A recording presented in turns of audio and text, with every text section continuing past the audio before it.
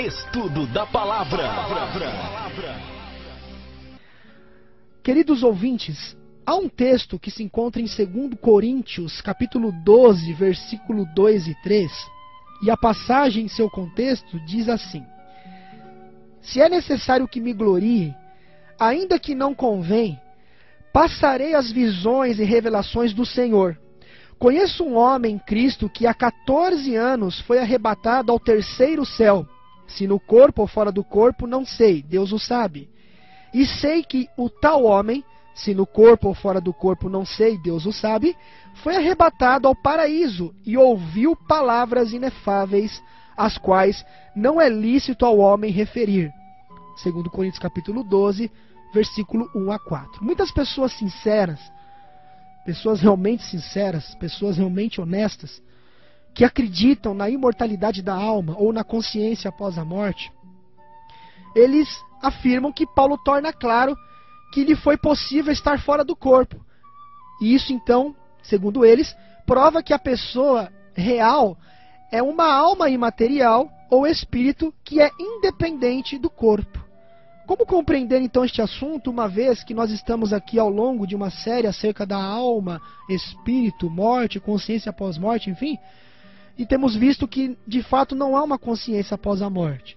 Não há um espírito ou uma alma desencarnada fora do corpo após a morte. Como compreender então esse assunto agora dentro desse contexto que nós temos estudado? O primeiro fato que nós desejamos, no caso, tornar claro é este, que segundo os crentes sinceros, honestos, muitas das vezes, na doutrina da imortalidade da alma, segundo essa crença, segundo eles, a saída da alma do corpo, quando acontece essa saída da alma do corpo, no caso, ocorre então no instante a morte. Ou seja, eles creem que quando a alma sai do corpo, ou o espírito deixa o corpo, nesse mesmo instante ocorre a morte. E tal saída, obviamente, crendo assim, né, como nós falamos, deve resultar o quê? Na morte do corpo. Né? Vamos então analisando aqui o raciocínio das entrelinhas aqui. Agora, na verdade, essas pessoas sinceras, elas usam isso ou elaboram a sua ideia dentro de dois textos que nós já estudamos, inclusive, no começo desta série. Eu não vou poder explanar de novo, porque já estudamos. Se eu ficar explanando, não vou ter tempo de desenvolver o assunto de hoje. Mas quem tem acompanhado cada programação, está lá então a explanação desses dois textos, que são Gênesis 35, 18, que diz: ao sair-lhe a alma, porque morreu, não é? Gênesis 35, 18. E o outro texto: e a alma do menino tornou a entrar nele e reviveu. 1 Reis 17, versículo 22. Nós já vimos isso, mas bem resumidamente, assim, bem rapidamente, nós vimos que, na verdade, essa alma era no contexto de vida, não algo fora do corpo desencarnado, tanto no texto de Gênesis 35, 18, quanto no de 1 Reis 17, 22. Mas eu fiz um estudo, como eu disse, foi um estudo de 20 minutos, meia hora. Mas, enfim, portanto, se nós seguirmos, então, tal raciocínio, como se esses dois textos realmente indicassem uma consciência após a morte, então, se Paulo estava fora do corpo, ele morreu. Né? Ele deveria ter morrido. Tá? Agora, uma pergunta. Será que algum crente sincero que crê na imortalidade da alma realmente estaria disposto a admitir que Paulo está dizendo que ele não sabe se ele morreu ou não morreu em um certo momento há 14 anos? Então é uma pergunta, né, interessante. Vou até repetir a pergunta. Será que um crente sincero na imortalidade da alma realmente estaria disposto a admitir que Paulo está dizendo que ele não sabe se morreu ou não morreu em um certo momento há 14 anos? E é claro, se ele morreu, veja bem, se ele morreu, então ele deve ter sido posteriormente o quê? Ressuscitado. Ou antes seu corpo deve ter sido ressuscitado quando ele voltou do terceiro céu. Então, é uma análise dentro de uma pergunta, uma vez que a crença na imortalidade da alma fosse verdadeira, o que nós estamos vendo ao longo do estudo, ou dos estudos anteriores, que não é. Mas vamos continuar então o raciocínio. Isso realmente, então, queridos ouvintes, seria algo muito notável para Paulo escrever, mas ele não faz nenhuma menção, nenhuma alusão, em parte alguma de seus escritos, sobre o fato de ele ter, por exemplo, morrido e ressuscitado. Não. E, obviamente, algo deve estar errado na interpretação das palavras de Paulo. Na interpretação, não no que ele escreveu, mas na interpretação. Para produzir, então, essa tão surpreendente conclusão. Agora, nós não precisamos seguir esse raciocínio, nós que estamos estudando aqui esta série, analisando o contexto com contexto, não é? Porque quando nós vamos estudar a Bíblia, deve ser estudada desta forma, dentro do seu contexto, porque aparentemente encontramos algumas contradições, mas aparentemente, porque a Bíblia, na verdade, como ela é a palavra de Deus e Deus não é um Deus de confusão, obviamente que ela não entra em contradição. Então Paulo está falando de visões e revelações. O texto, se você ler o contexto de 2 Coríntios 12, de 1 a 4, ele fala de visões e revelações. É disso que ele está tratando.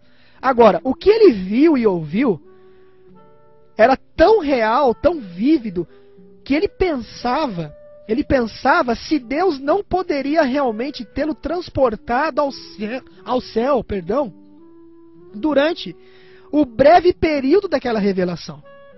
Repetindo, o que ele viu e ouviu era tão real e vívido que ele pensava se Deus não poderia realmente tê-lo transportado ao céu durante o breve período da revelação. Agora, contudo, ele não queria afirmar isso como um fato. E, evidentemente, a outra opção era que ele tinha, então, simplesmente visto uma visão e ouvido naquela visão a revelação que, conforme diz o texto, não lhe era lícito repetir. No finalzinho fala, as quais não é lícito ao homem referir. Agora, se ele não foi literalmente arrebatado ao céu em corpo, ele, contudo, parecia estar ali. É como se ele estivesse ali. E, naturalmente, poderia descrever aquela condição como sendo fora do corpo. Ok? Agora, de fato, como poderia alguém expressar melhor o pensamento de estar em um lugar distante, sem literalmente ir lá? O próprio Paulo responde. Por isso que agora é bom analisar o contexto, tá vendo? Então parece que a gente está numa série, então a gente está vendo ali uma série, algumas argumentações e tudo mais, mas aí vai entrando em alguns pontos que parece que está contradizendo tudo aquilo que a gente estudou. O contexto agora vai nos dar luz para entender isso aqui, ó. Porque ao escrever Paulo à igreja de Colossos, Paulo ele usa, preste atenção agora, ouvintes, ele usa esse mesmo tipo de linguagem. Está lá em Colossenses capítulo 2, versículo 5, quando ele diz assim, ó, veja bem, preste bem atenção, porque aqui a gente vai entender então esse assunto aparentemente contraditório, olha só, Colossenses 2, 5. Pois, embora, olha agora, embora ausente quanto ao corpo, contudo, em espírito, estou convosco, alegrando-me e verificando a vossa boa ordem e a firmeza da vossa fé em Cristo Jesus. Então, nós não vamos ter nenhuma dificuldade em compreender essas palavras de Paulo, não é verdade? Ninguém, por exemplo, com certeza aqueles que estão ouvindo, ninguém vai achar nessas palavras qualquer prova para uma entidade etérea ou imortal chamada alma, que está fora do corpo de Paulo e vai lá para algum lugar se encontrar com seus amigos. De fato, nós podemos escrever a um amigo com quem não nos é possível estar em certa ocasião importante o seguinte, ó, uma suposição, ó, estarei contigo em espírito. Estarei contigo em espírito. Ou seja, em mente. Mas nenhum de nós, inclusive aqueles que defendem a imortalidade da alma, vai acreditar que quando nós falamos assim, estarei convosco em espírito, queremos dizer que uma entidade imortal dentro de nós partirá em certo momento para estar com um amigo. Então, por que deveria alguém pensar que Paulo em 2 Coríntios 12, verso 2 e 13, está ensinando a doutrina de espíritos desincorporados? Então, está aí esse assunto que realmente é muito claro quando a gente analisa ele no contexto. Eu quero terminar, eu tenho mais 3 minutos apenas. Eu quero entrar agora nas questões, porque muitos dizem, mas tudo bem, mas se é assim, por que a Bíblia menciona ali o fogo eterno, um fogo que não se apaga, mostrando ali a questão da destruição dos ímpios? Eu já vi, por exemplo, pessoas famosas, muito famosas, no meio cristão, dizendo que os ímpios eles vão queimar eternamente. Por exemplo, passou 1 milhão de anos, acabou? Não, é mais 1 milhão de anos. Aí passou mais 1 milhão, acabou? Não, é mais 1 milhão de anos. Será que isso realmente é assim? O que a Bíblia diz acerca disso? Eu vou então entrar no primeiro ponto em 2 minutos, que é a expressão fogo eterno, né? A expressão fogo eterno. Porque olha só, Sodoma e Gomorra, todo mundo já ouviu falar sobre isso, né? Sodoma e Gomorra, como nós sabemos, são 2 cidades antigas.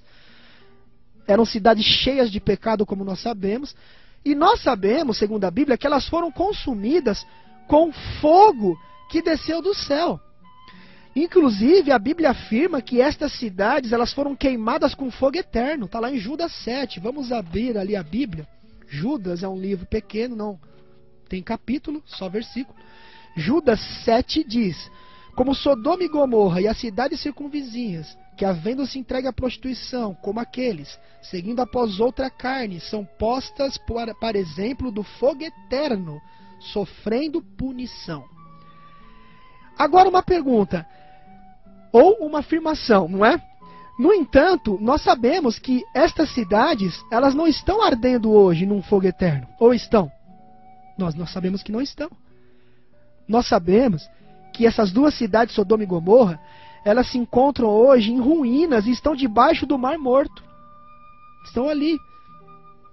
E, de acordo com 2 Pedro, capítulo 2, versículo 6, ou como queiram, 2ª Epístola de Pedro, capítulo 2, versículo 6, ali diz, 2ª Epístola de Pedro 2, 6, diz que essas cidades se converteram em cinzas, Então, um fogo eterno, na verdade, é um fogo cujos efeitos são eternos. Um fogo que consome, um fogo que destrói para sempre. Por quê? Porque a consequência é eterna. Mas não que está ali sendo atormentado de dia e de noite. Embora a Bíblia use a expressão de dia e de noite. Mas nos próximos domingos, não percam, fortes emoções aí são prometidas. Nos próximos domingos estaremos estudando essas outras expressões também. Mas uma coisa é certa, Deus é amor. E a Bíblia diz que Ele não quer que ninguém pereça, mas que todos venham ao arrependimento.